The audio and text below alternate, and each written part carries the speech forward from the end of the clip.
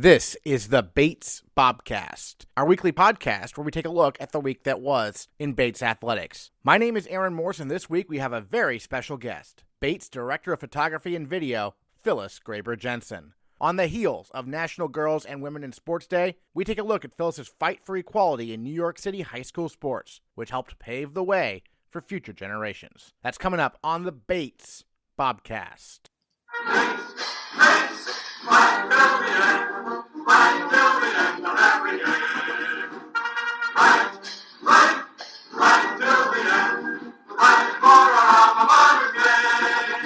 Phyllis Graber Jensen grew up competing in a wide variety of sports with the boys in her New York City neighborhood of Kew Gardens in Queens. At age 12, she took up tennis and even got to hit with Billie Jean King.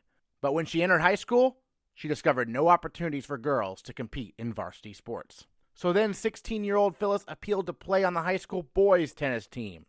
And 50 years ago, despite a fair amount of backlash, she won her case. Well, I love to play sports. I played every sport that was available to me, including tackle football, touch football, baseball, softball, punchball, stickball, handball, paddleball. I played them all, and I loved them. But when I was about to turn 12 years old, my parents said to me, "We think you need to stop playing tackle football, and we think that tennis would be a great substitute. It's a sport you'll be able to play your entire life, and why don't you get serious about that?" So that's pretty much how I got interested in tennis.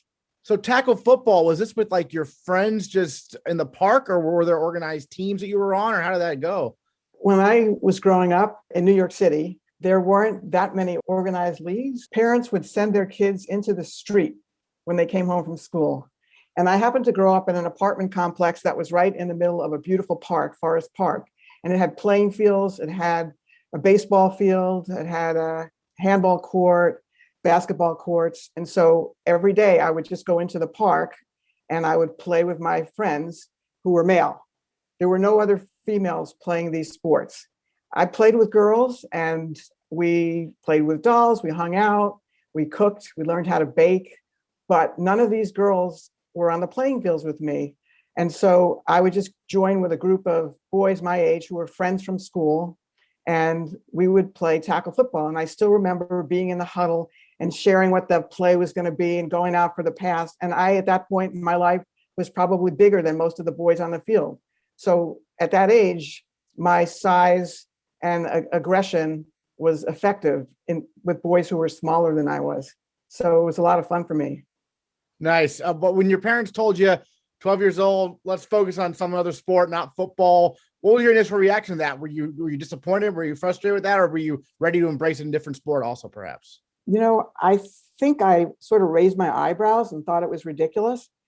But on the other hand, I think I had already started playing some tennis and I really liked the sport. And I thought, okay, if my parents are willing to support me in that, then I'll take up tennis more seriously. And I was still playing all the other sports, with the exception, I would say, of boxing. I really was interested in boxing. And I went to a day camp where that was offered as a sport, but they wouldn't let me do it. So that was one sport that I really didn't get my arms around when I was a girl, primarily because I was a girl. I mean, if I had been a boy, there would have been no question, go ahead and box, but not for you, I was told. So tennis, how do you go about learning the sport? Did you have an instructor? Did you learn with your friends, or how did that go? So I basically, for the first years of my tennis life, I played tennis in Danbury, Connecticut, where my family and I went to a bungalow colony. And my father had played tennis in his youth, and he was continuing to play as a middle-aged guy.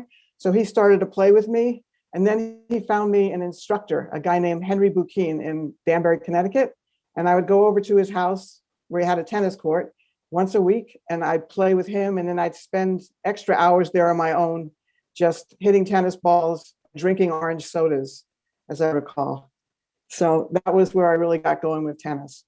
Excellent. So all these sports you were interested in, who were maybe some of your role models within sports growing up? Who did you look up to, maybe in professional ranks or Olympians, perhaps? Well, before I started playing tennis and I was just a kid playing sports, I remember in fourth grade, there was a bookshelf filled with biographies for children. of every person you could conceive of in American history. And several of them I remember were women athletes. One of them was Babe Didrikson Zaharias, and another one was Althea Gibson. And Althea Gibson was a tennis and golf player, I believe. And Babe Didrikson Zaharias was just an all-around athlete, Olympian, track, field, golf. So those were early role models because I devoured those books. But my real hero or heroine, however you want to phrase that, was Billie Jean King. She was playing tennis when I was still a kid. She was a young tennis player. Eventually, my parents sent me to a 2-week camp in South Orange, New Jersey, that was run by her former coach. And she came and played with us, and I got to hit with her. And that was the highlight of my tennis life. That's something I won't ever forget. And she continues to be a role model as well. So you got to meet her and hit with her. What was she like in terms of that encounter, I suppose? She was very warm and supportive and encouraging. But I do remember that one of the other tennis players there, and this is a place where I met tennis players and female athletes who were much more accomplished than I was.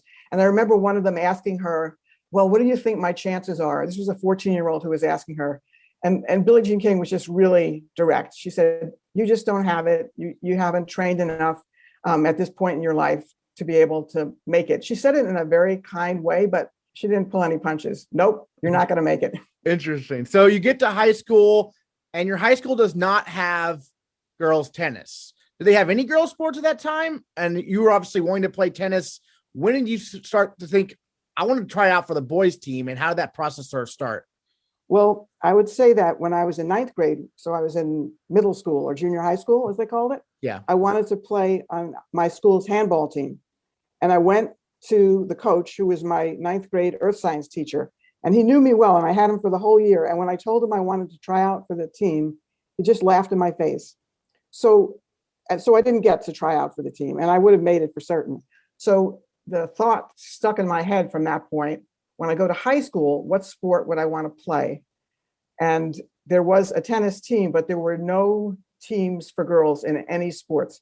In fact, I just looked at my high school yearbook this morning to refresh my memory, and I see that they had a basketball club and a bowling club and a tennis club for girls. But if you look at the athletics section of the yearbook, there's not one photograph of a girl or any girls' team or any other girls playing on teams for the school.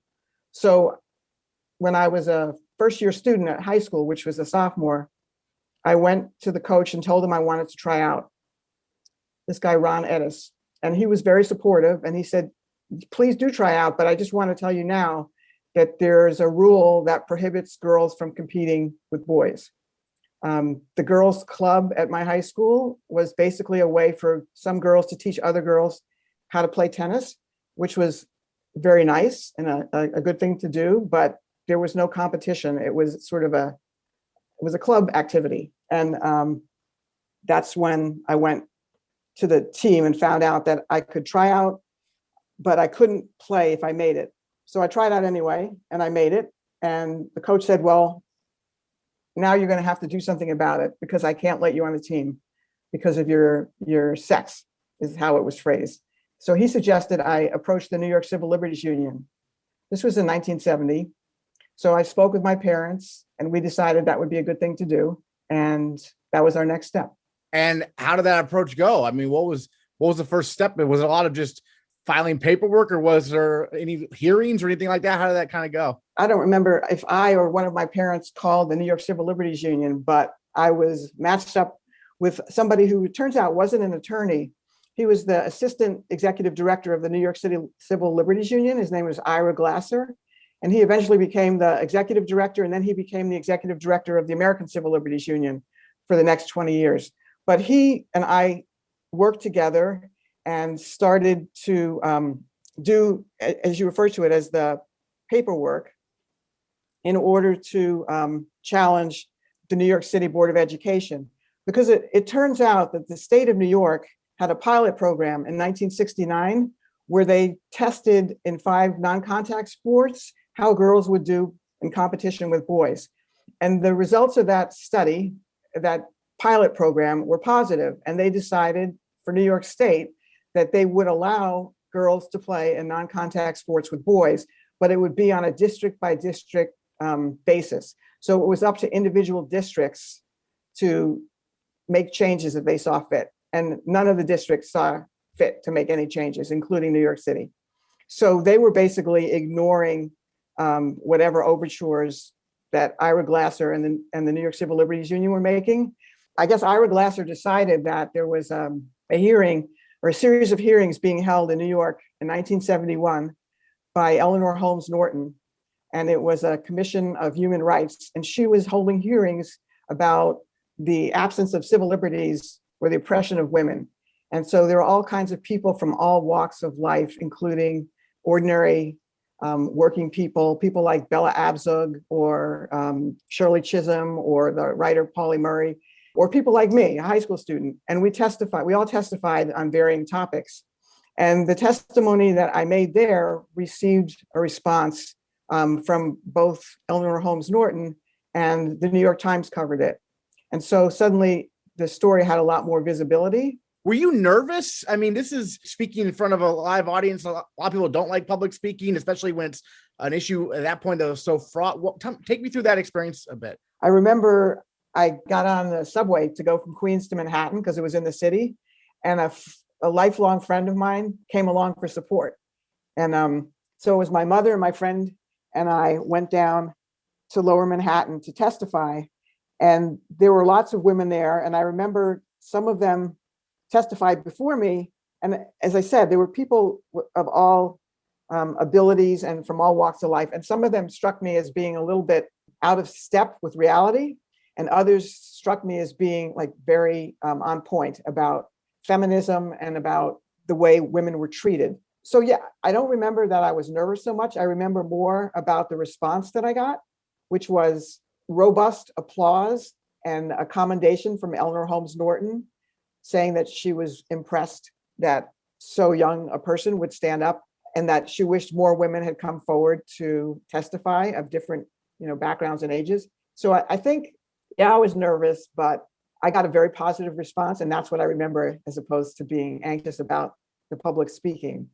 But after 6 months, nothing was going on. So at that point, I wrote a letter to the president of the Board of Education, threatening to take the case to federal court if the city didn't make a decision. So right around that time, the school superintendent changed and this new guy, Harvey Scribner, came in and he held a special vote on the question that I had raised through the New York Civil Liberties Union. And they decided to vote 3-1 in favor of my proposal. And the only person on the committee who was a woman was the person who cast the no vote. It's not a surprise because most of the phys ed teachers in New York City who were coaching women's sports and supporting women's sports, I can call them girls' sports, we were in high school. They had no budgets. They were doing their darndest to coach girls in athletics, to create a love of athletics. And so when you have a girl saying that she wants to play with the boys instead of the girls, that was considered to be a betrayal. And I'm thinking that might have been why, although I don't know for certain, why the woman on the subcommittee for the Board of Ed was the only person to vote against the proposal. And I'll throw one more thing in. One of my dreams in high school was to be a yearbook photographer when I was a senior and do all the photography for my yearbook. And so one afternoon, I went up to the art teacher who was the advisor, and he was married to a phys ed teacher in our school. And I said, Mr. So-and-so, I'd like to join the yearbook next year. I'm a photographer. And he basically, in front of like 10 other students, told me to drop dead. He said, based on what I had done with applying to be on the boys' team and making trouble and basically screwing other girls, that there was no way he would let me participate in the yearbook. So get lost. And it was sort of a humiliating experience for me because he was doing it in front of my peers. But I also think it sort of exemplified how difficult it was or how upsetting it was for the women coaches in my high school. They weren't coaches, but they were phys ed teachers, not to have any resources and then basically be told that, okay, we're going to take your best resources away from you, which are female athletes, and let them play with boys who continue to get the funding when they don't. So I see the problem inherent in that. And there was no consideration of, hey, we should have girls teams at that time. Like that just wasn't even a thought. I don't think there were enough athletes at a competitive level at that point because girls in my generation were not encouraged to play sports. And I can only speak about my neighborhood and my slightly broader experiences. But, most girls, unless you were in a private school where you had access, maybe you're playing field hockey, that's not something that New York City public school had. And even outside of school, I remember I did get to play in a softball league when I was 12 for a year. And that's where I met other girls of comparable interest and skill because they came from other neighborhoods as well. And we even went to Worcester, Massachusetts to play an all-star game, which I was on the all-star team. And I remember really looking forward to playing the next year. And the coach and the director of the league told me that unfortunately, girls my age quickly lose interest in playing organized sports because they're getting interested in boys. And there weren't enough girls to recruit for the next year's league. So that was the end of that. So that's the kind of environment that girls who were growing up in the 60s, even that's when I was growing up and playing sports, there just weren't a lot of opportunities for organized sports. So, and if there weren't opportunities, then you didn't become competitive, which is what I was looking for, was competition. So that's, I think, why they weren't talking about girls' teams right at that moment. So you win your battle to play on the boys' team. We just heard there obviously was backlash within the school. But how about the actual teammates? I know the coach was supportive of you. What about your actual teammates? What was that experience like actually finally being on the team? Each and every one of them was very supportive. They had no problem with me playing on the team. They felt if I was good enough to play, then I should have a place on the team. And in fact, in my senior year, the second year I was on the team, we got a new coach and he was even more supportive than the first coach. So not that the first coach wasn't, but there was no pushback from any of the athletes. I mean, the pushback that I felt was from the women in the school who taught phys ed. And then because the publicity I got in the press where my home address was printed, I would get all kinds of letters and phone calls, hate letters and threatening phone calls, anti-Semitic comments. And again, most people were supportive, but there were enough people who were unhappy with what I was doing who took the time to write and call about it. Well, it seems odd that they would print your address in the press. Was that a common thing? Well, it might have been. I thought it was odd as well, but I think it might have been more common to do that. I mean, nowadays, it's easy to find someone's contact information. Then it was more difficult. I mean, you could look up my parents' name and address in the phone book and get the phone number pretty easily or call information. But for some reason, they printed it. So I did get quite a bit of mail, and some of it was negative and some of it was threatening. Did it scare you at all, or were you just frustrated, or did you ignore it? How did that kind of go? I basically ignored it. I wasn't really frightened. And my parents were very supportive of me and created a positive environment for me around that. So I wasn't particularly worried. But it is sort of shocking when you pick up your home phone and somebody starts shouting anti-Semitic slurs into it. So that's a little bit unsettling, I would say. But I would also add that one of the ways that I was inspired to play sports was through my parents. As I said, my father was a lifelong tennis player in a sense, but my mother grew up in Nazi Germany, and she was a track and field athlete when she was a little kid. And she actually marched in the opening ceremonies of the 1936 Olympics with a group of other athletes from her club. She was 11 years old.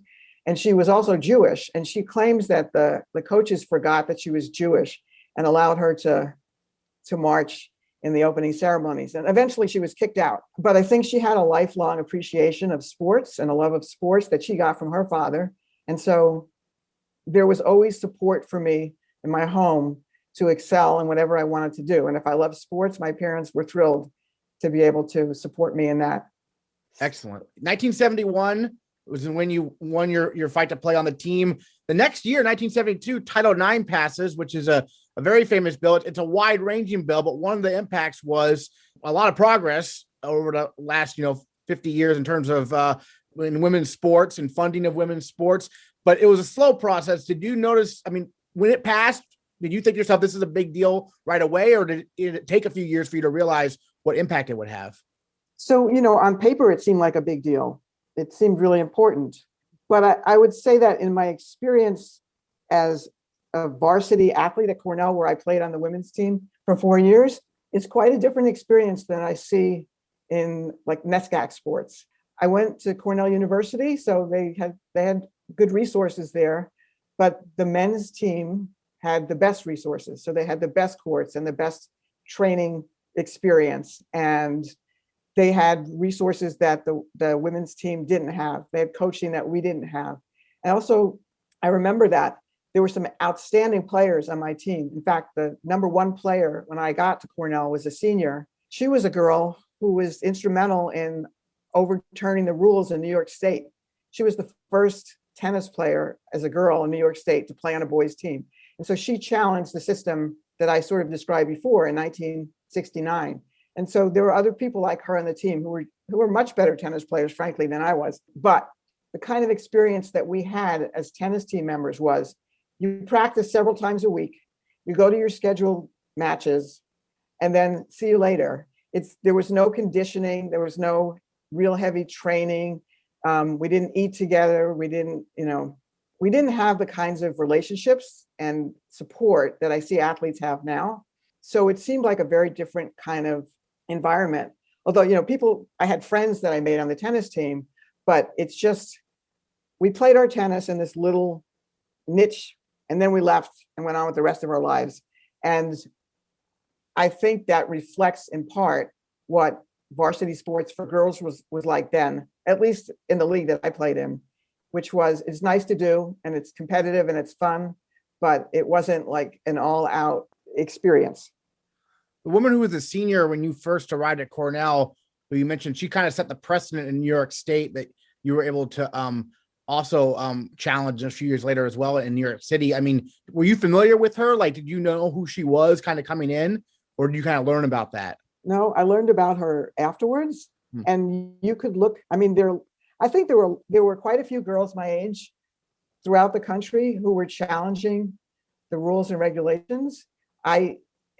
And they would receive press and publicity. So I heard that Julie Barish, who was 4 years older than I was, so she had similar kind of publicity to me, but I was at an age where I probably wasn't paying that much attention to every headline in the New York Times or wherever else she appeared. So I didn't even know about her in particular. I just learned about her when I met her at Cornell. First time being on a women's tennis team then at Cornell. I mean, you touched on the fact that the resources weren't the same, but I mean, in terms of intercollegiate competition, what are some memories you have of those 4 years playing with Cornell in the Ivy League? And obviously you were traveling to different schools and whatnot, right, to compete? Correct. Yeah. So we played both in New York League. So we would play some of the state and private colleges in upstate New York. And then we would travel to Seven Sisters tournaments and other Ivy League tournaments. And I think I had most of my success at Cornell as a doubles player, which is when I got really interested in doubles. And and I remember a particular meet at Vassar where I and my partner did really well. And I mean, as I said, when I look back at my experiences as a tennis player, I was a good tennis player and I was a really good athlete, but I was never going to distinguish myself as an amazing tennis player.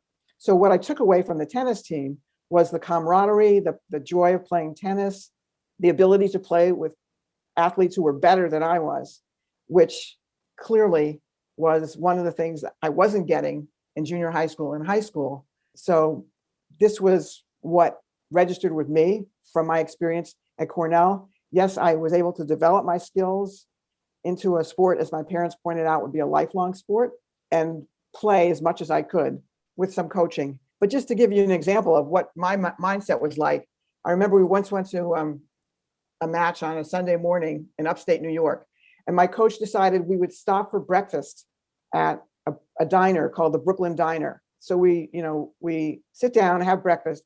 I ate so much that I could barely complete the match when I got to the tennis court.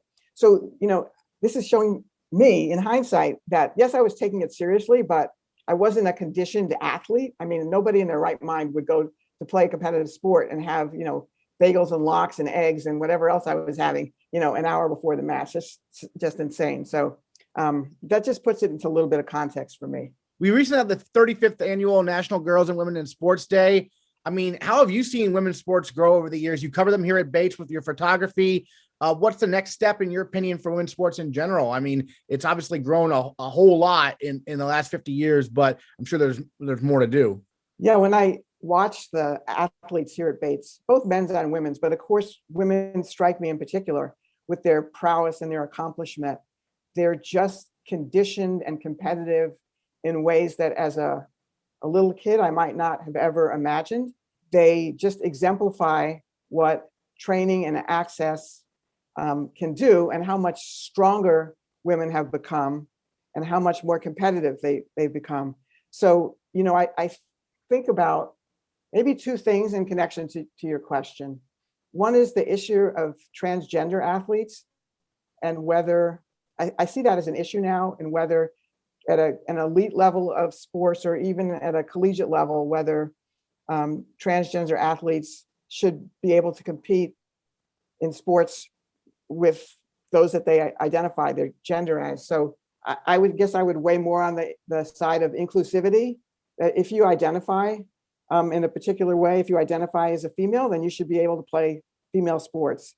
And there are all kinds of issues that need to be discussed around that, but I see that as sort of a continuation of girls and boys playing together, transgender athletes playing with cisgender athletes, and where those decisions will end up being made. I also think that a lot of the arguments that were made when I was a girl, which were girls are weaker, girls are mentally weaker as well, they're more emotional, they can't withstand the pressure physically or emotionally of playing. I think that way of looking at male versus female has evolved to a large extent, but I also see it as something that's going to continue to evolve till we get to the point where we're really not going to have that many distinguishing factors between genders, or and the example that comes to mind, and it has nothing to do with sports in particular, is the science fiction show called The Expanse, which takes place about 200 years from now, and it's about people living on Earth and Mars and elsewhere in space, and the differences, both physical and mental, between the characters, male and female, have been basically erased. And I really see that as aspirational. And that's a binary way of looking at things, of course, but I see a lot of these distinctions being erased. And so even an argument that was made when I was a kid that nobody's really followed up on particularly is, instead of having male and female sports teams, just have a team. And maybe that's not realistic right now, but maybe 200 years from now, that's going to be where we are. And I won't live to see that, but those are my thoughts on that subject. Great. I mean, your passion for tennis continues to this day. You still play. I see you over there at Merrill a lot. What makes that sport in particular your favorite? Or, I mean, is this the one that's the kind of lifelong sport? Would you rather still be playing tackle football, perhaps? Yeah, well, with my back, I wouldn't rather be playing tackle football. My back wouldn't hold up to that. Well, I think I've been playing tennis a long time, and I think part of the pleasure in playing it is the use of muscle memory, that, I can just naturally do certain things, and I enjoy doing the things that I can do well. But I also cringe at my shortcomings, I think, which is another reason why tennis might be one of the sports I dislike most playing, because if you continue to make the same mistakes for 50 years, it's a painful experience. But it also, tennis reminds me of my childhood, and how my parents played. I played with my father. My mother encouraged me. She would drive me to tournaments. And I just remember that when my mother was on her deathbed, actually, and it was, she had minutes to live, and we were talking to her in her bedroom before she died. And one of the last things we were reminiscing about was how my mother would take me to tennis tournaments and practices when I was a kid and a teenager. And to me, that sort of symbolizes how I feel about tennis. It's really a family-based pleasure that was given to me as a gift by my parents. And they were right. It's a sport that I continue to play, and I love the camaraderie with the athletes the major athletes that I play with at Bates, staff and faculty and friends at Bates. And it's just a wonderful experience that I wouldn't give up for anything. Awesome. Well, it would not be a complete interview without asking about your photography. You were actually originally hired at Bates as a writer. How did you go about showing everyone that being a photographer maybe was the best fit perhaps there? Well, what really did it for me, I was hired as a writer. I had experience as a writer and a photographer, but I was told, you're hired as a writer, you're not going to be doing photography. But then along came the internet, and I started working for Bates in 1995, and which is pretty much the time of the birth of the World Wide Web, right? And as the years went on, there was a bigger and bigger need for photography. And so the need for photography gradually outdid the need for writing. So it's sort of, my job evolved from just writing to writing and photography to some more photography than video. And then now I basically do photography, and I still do some writing, but social media has pretty much cemented the need for images day in and day out. So that's what accounted for that, I think. And where did you first learn to be a photographer? I mean, you mentioned the high school yearbook did not want you to contribute. So when did you first learn? Again, it was my father who was also, he was an amateur photographer, and he had a single lens reflex camera that he gave to me when I was a kid. And so he sort of developed my love of photography with me. We took a little course together when I was in 6th grade at the local elementary school at night.